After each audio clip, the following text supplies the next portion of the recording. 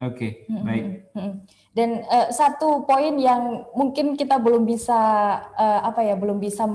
menghindari itu adalah berkerumun ya dok ya. Itu sangat susah sekali untuk kita tidak berkerumun, apalagi di objek wisata ya dok ya. Iya.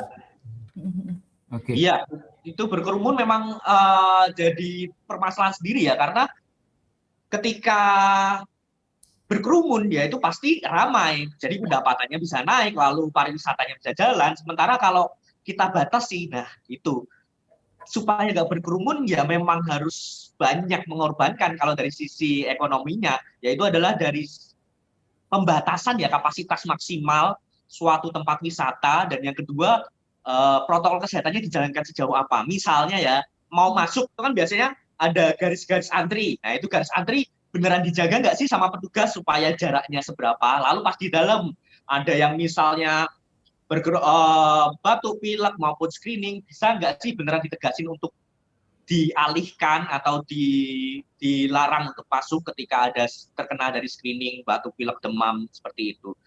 Nah, jadi dua hal itu, yang pertama dibatasi kapasitasnya, yang kedua pematuhan protokol kesehatan, baik kesadaran individu yang kita sampaikan di sini supaya masyarakat bisa mendengar semua, dan yang kedua dari petugasnya tersebut beneran ikut membantu memperketat dan menjalankan protokol kesehatan yang ada di situasi dan di area pariwisata atau tidak.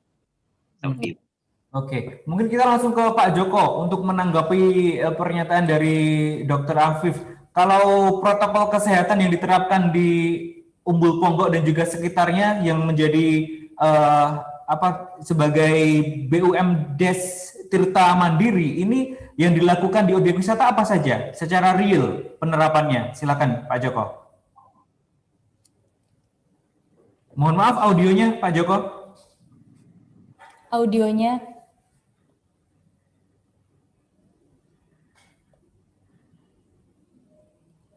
Baik, kita menunggu Pak Joko Winarno. Halo, ya. Udah Mbak? Baik. Ya, silakan.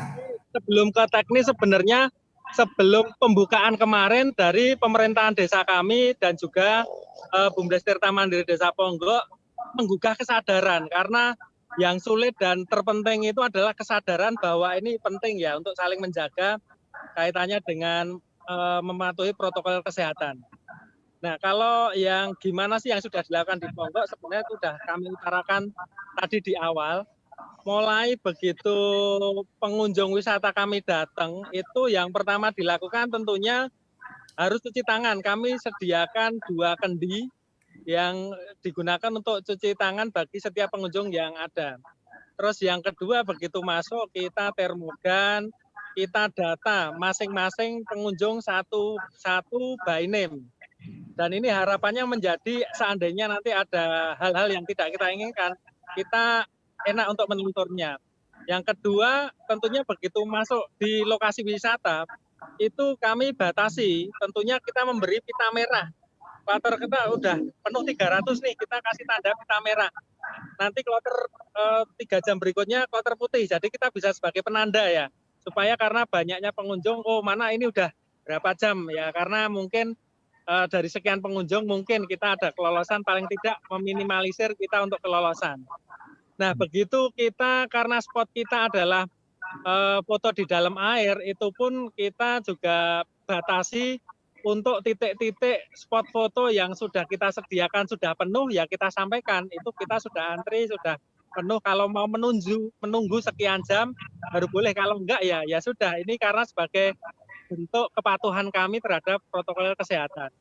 Tapi ini sebenarnya juga tanda tanya juga, mumpung ada Pak Dokter ini, kan di satu sisi kami kan wisata air dan alirnya itu langsung dari mata air dan itu mengalir.